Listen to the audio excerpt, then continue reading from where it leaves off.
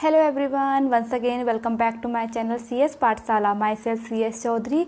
तो हमारी जो सीरीज चल रही थी वो चल रही थी क्लास 10th बायोलॉजी का चैप्टर नंबर 3 या साइंस बुक का chapter number 8 how do organism reproduce. और इसमें जो हमारा टॉपिक चल रहा है वो चल रहा है, आज का टॉपिक है हमारा बर्थ कंट्रोल। इससे पहले मेंस्ट्रुअल साइकिल और female reproductive system, male reproductive system और कैसे बेबी का फॉर्मेशन होता है, ये सब पे मैं वीडियोस बना चुकी हूँ, जिसका लिंक आपको मेरे डिस्क्रिप्शन बॉक्स पे मिल जाएगा।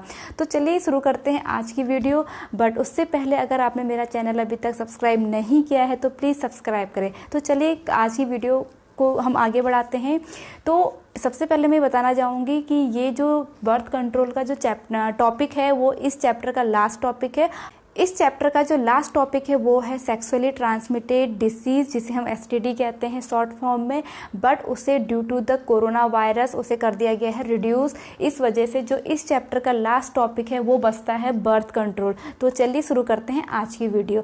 तो बर्थ कंट्रोल को हम पॉपुलेशन कंट्रोल भी कह सकते हैं कि कैसे हम पॉपुलेशन कंट्रोल करेंगे, बर्थ कंट्रोल करेंगे। तो उसके मेनली जो मेथड्स होते हैं वो 4 टाइप्स के होते हैं। Number 1 barrier, number 2 hormonal, number 3 chemical and number 4 surgical. तो हम इन सबको एक एक करके पढ़ेंगे और जानेंगे कि इनसे कैसे हम इसका यूज़ करेंगे, कैसे इनकी हेल्प से हम बर्थ कंट्रोल कर सकते हैं। ओके, तो सबसे पहले देखते हैं बैरियर। सबसे पहले बैरियर है, बैरियर मीन्स जैसे कि आपको नेम से ही पता चल रहा है, बाधा डालना। तो उसमें सबसे पहले हम है यूज़ कर सकते हैं कॉन्डम्स का।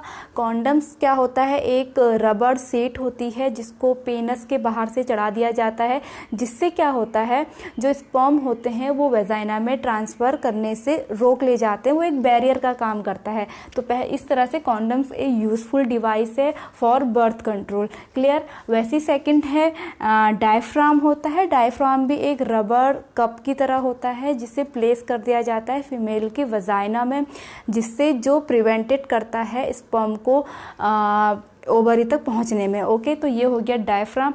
और नंबर C है, थर्ड है IUCD, जिसकी फुल फॉर्म होती है इंट्रा यूटेराइन कॉन्ट्रासेप्टिव डिवाइस। जैसे फॉर एग्जांपल हम इसका ले सकते कॉपर टी।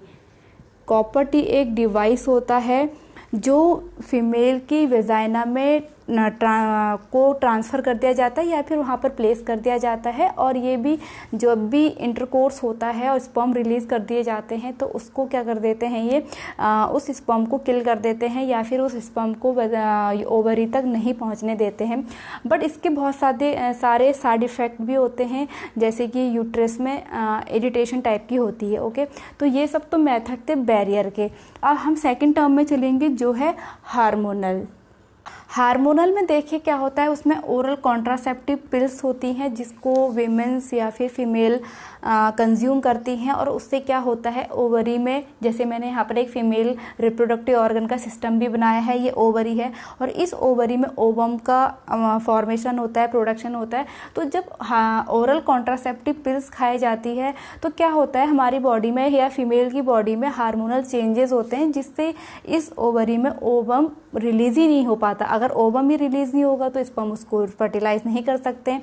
तो इस वजह से हार्मोनल भी एक ऑप्शन होता है बर्थ कंट्रोल के लिए, लेकिन इसके बहुत ज़्यादा साइड इफ़ेक्ट होते हैं क्योंकि हार्मोनल डिसबैलेंस हो जाता है और फीमेल को उससे काफ़ी दिक्कतों का सामना करना पड़ सकता है।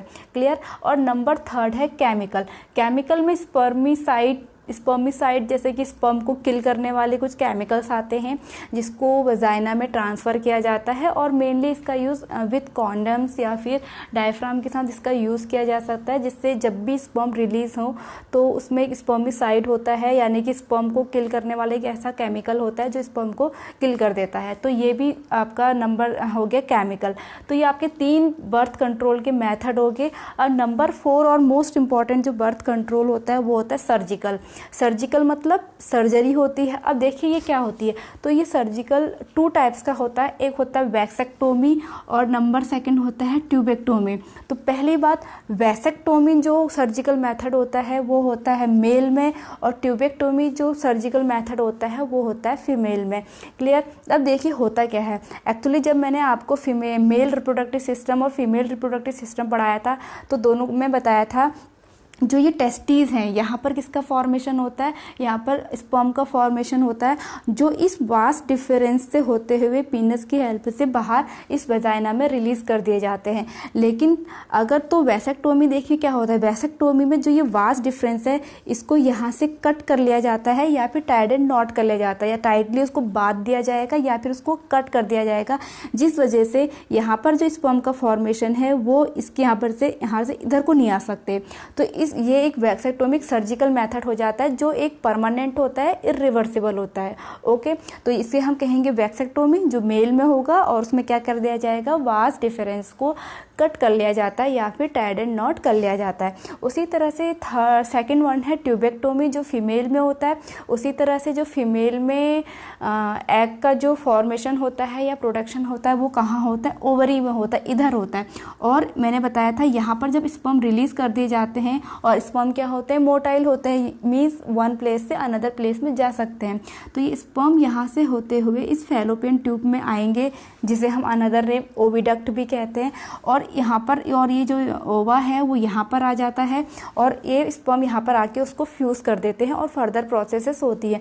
बट ट्यूबेक्टोमी सर्जिकल में क्या होगा, इस फैलोपियन ट्यूब को या फिर ओविडक्ट को कट कर दिया जाता है या फिर सेम चीज़ टाइड एंड नॉट कर लिया जाता है, जिससे स्पर्म यहाँ तो रिलीज होंगे और यहाँ पर एग का फॉर्मेशन भी होगा।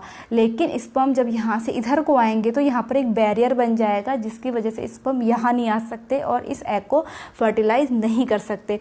तो ये तो था हमारा ट्यूबेक्टोमी, जो किसमें होता है, फीमेल में होता है। तो ये तो थे कुछ मेथड जो आपके सिलेबस में थे बर्थ कंट्रोल के अंदर। आई होप आपको समझ में आया हो, ये आपको वीडियो पसंद आई हो। अगर आपको ये मेरा वीडियो समझ में आया हो तो प्लीज़ लाइक कीजिए, कमेंट्स कीजिए, शेयर कीजिए।